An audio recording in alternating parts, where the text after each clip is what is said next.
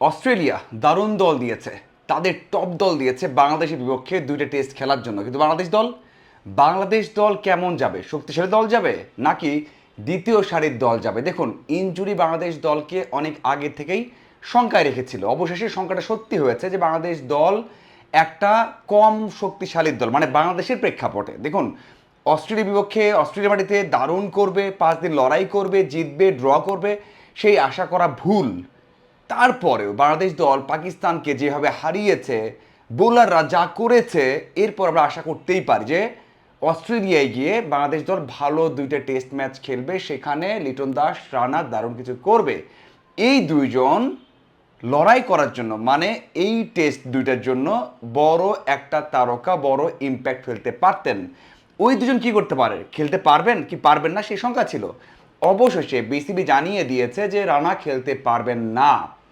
নাহিদ রানা 17 তারিখে ইনজুরিতে পড়েছেন। তার ইনজুরি থেকে ফিরতে কতদিন সময় লাগবে একটা সংখ্যা ছিল। অবশেষে সেটা ক্লিয়ার করা হয়েছে যে রানার 6 থেকে 8 সপ্তাহ সময় লাগবে। যে সাইড স্ট্রেনের সমস্যায় তিনি ভুগছেন, সেখান থেকে সুস্থ হতে, মাঠে ফিরতে 6 থেকে 8 সপ্তাহ সময় লাগবে। তার মানে স্পষ্টভাবে বিসিবি জানিয়ে দিয়েছে নাহিদ রানা অস্ট্রেলিয়ার বিপক্ষে টেস্ট খেলতে পারছেন না।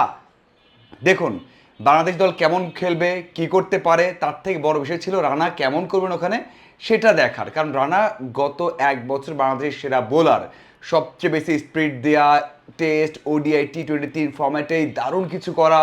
ইন্টারন্যাশনাল যারা তারকা রয়েছেন, যারা লেজেন্ডারি বোলার রয়েছেন, তারাও বলছিলেন যে রানা অস্ট্রেলিয়ায় কেমন করে। তারা দেখবেন সেটা দেখা হচ্ছে না। জিম্বাবুয়ের বিপক্ষে ম্যাচ খেলিয়ে তাকে ইনজুর করা হয়েছে এবং তিনি অবশেষে এমন একটা বড় মঞ্চে খেলতে পারছেন না, মিস করছেন। বিসিবি জানিয়ে দিল যে অস্ট্রেলিয়া সিরিজ থেকে তিনি রুলড আউট হয়ে গেছেন, তিনি খেলতে পারবেন না। এরপর আসা যাক শরীফুল। দেখুন, শরীফুলও কিন্তু টেস্ট সেট আপের অন্যতম সেরা একজন বোলার। আপনি যদি চিন্তা করতেন যে অস্ট্রেলিয়ার বিপক্ষে বাংলাদেশের একাদশটা কেমন হবে, সেখানে শরীফুল, নাহিদ রানা থাকতোই। নাহিদ রানা, শরীফুল এবং তাসকিন, এই হচ্ছে তিনজনের পেস ডিপার্টমেন্ট। ওখানে আপনি 4 জন পেসার খেললে সেখানে আর একজন আসতো, বা আরেকজন না আসতো, খালেদ অথবা হাসান মাহমুদ। কিন্তু এই তিনজন থাকতোই। তিনজনের মধ্যে শরীফুলও প্রথম টেস্ট খেলতে পারবেন না। 14 তারিখে ইনজুরিতে পড়েছেন, আমরা সবাই জানি। ইনজুরি থেকে ব্যাক করবেন, তার যে ইনজুরিটা আছে সেই ইনজুরি থেকে ব্যাক করবেন। আমরা জানি যে 29 জুলাই তিনি কাজ শুরু করতে পারবেন। এখন তার রিহ্যাব চলছে। 29 জুলাই থেকে তিনি বল করতে পারবেন এবং ফিটনেসে জোর দিতে পারবেন। এরপর তিনি 12 আগস্টে একটা টেস্টে যাবেন। বাংলাদেশের ম্যাচ কিন্তু 13 আগস্ট, ফার্স্ট ম্যাচ 13 আগস্ট।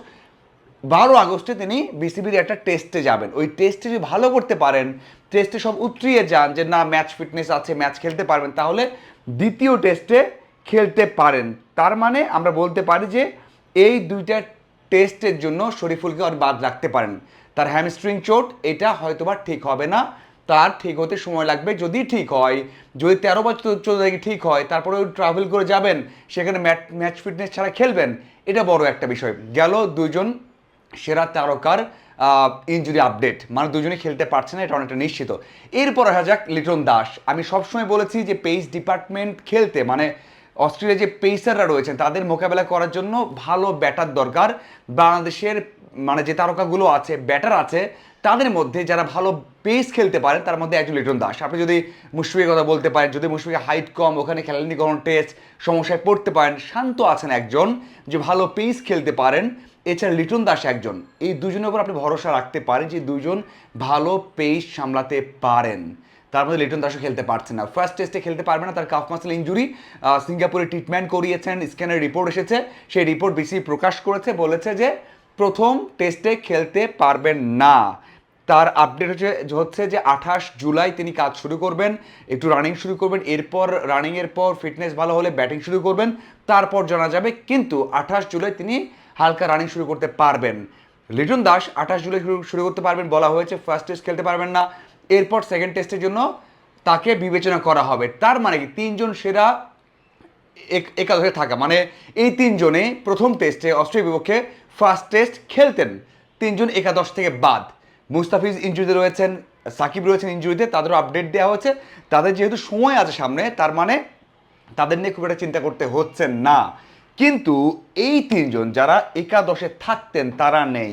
এখন আপনি বলতে পারেন যে বাংলাদেশ দল দ্বিতীয় সারির দল নিয়ে খেলবে সেখানে অস্ট্রেলিয়ার বিপক্ষে, অস্ট্রেলিয়া মাটিতে, যেটা জিম্বাবুয়ের বিপক্ষে হয়েছে এই দুজনকে ছাড়া, মানে রানা এবং লিটনকে ছাড়া 3 দিনে হারতে হয়েছে, বোলাররা ভালো কিছু করতে পারেনি।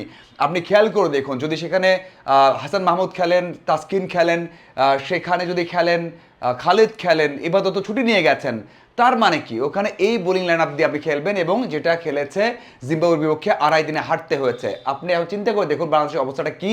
মেইন 11-এ 3 জন নেই, দ্বিতীয় তৃতীয় সারিতে বললে ভুল হবে না, আমাদের পাইপলাইন খারাপ, আমাদের ব্যাকআপ নেই, সেখানে আমাদের এই অবস্থা। কেন এই কাজটা হলো, কেন হলো এটা? খালিদ মাহমুদ সুজন বলেছেন, একদিন আগে আমরা ইন্টারভিউ করেছিলাম, সেখানে বলেছেন যে আরও ভালোভাবে জিম্বাবুয়ের বিপক্ষে ওই যে ওয়ার্কলোড ম্যানেজমেন্টটা করতে হতো। কারণ হচ্ছে কি, বাংলাদেশ যখন টেস্টটা হেরে গেছে, প্রথম টেস্টটা হেরে গেছে, এরপর ওয়ানডেও একটা হেরে গেছে, তখন বেশি প্যানিক করেছে এবং ফুল স্ট্রেন নিয়ে খেলেছে, এবং প্লেয়ারদেরকেও প্রেশার ক্রিয়েট হয়েছে, মানে জিততে হবে, বেস্ট দিতে হবে, এই যে প্রেশারটা প্রত্যেক ম্যাচ খেলাটা, এই জন্য তারা ইনজুরিতে পড়েছেন। একে একে 3 জন, লিটন দাস ইনজুরি নিয়ে জিম্বাবুয়েতে গেছেন, আবার ব্যাক করেছেন, ইনজুরি বেড়ে গেছে। রানা তিনি ওখানে ইনজুরিতে পড়েছেন, শরীফুল ওখানে ইনজুরিতে পড়েছেন। ভাই 3 জন সেরা প্লেয়ার বাংলাদেশের ইনজুরিতে পড়েছেন জিম্বাবুয়েতে গিয়ে। কিভাবে? মানে এটা অবশ্যই অবশ্যই দায় এড়াতে পারবে না বিসিবি, বা যারা আছেন, যারা মেডিকেল টিমের আছেন, যারা ম্যানেজমেন্টে আছেন, যারা টিমের সাথে আছেন, তারা তারা এই টিমটা না খেললেও পারতো, তাদেরকে রেস্ট দিয়ে খেলালে হয়তো বা এই দিন দেখতে হতো না। অস্ট্রেলিয়া সিরিজ নিয়ে যারা এক্সাইটমেন্টে আছেন যে ভালো করবে, সব ভুলে যান। বাংলাদেশ দলের জন্য একটা কঠিন সময়, 2 দিন 2.5 দিনের টেস্ট হারের যেই লজ্জাটা, সেটাই কিন্তু অপেক্ষা করছে আমার মনে হয় এই 3 জনকে ছাড়া। হ্যাঁ, তারা থাকলে জিততো তেমনটা নয়, বাট একটু আশা থাকতো, আমরা লিটনের ভালো ব্যাটিং দেখতে পারতাম হয়তোবা, আমরা রানার ভালো বোলিং দেখতে পারতাম হয়তোবা, আমরা শরীফুলের ভেরিয়েশনটাও দেখতে পারতাম। যাই হোক, আপনাদের কি মনে হয় এই অবস্থার জন্য দায়ী কারা, এবং এই 3 জনের জন্য বাংলাদেশ কতটা সাফার করবে, অবশ্যই জানাবেন। ধন্যবাদ সবাইকে।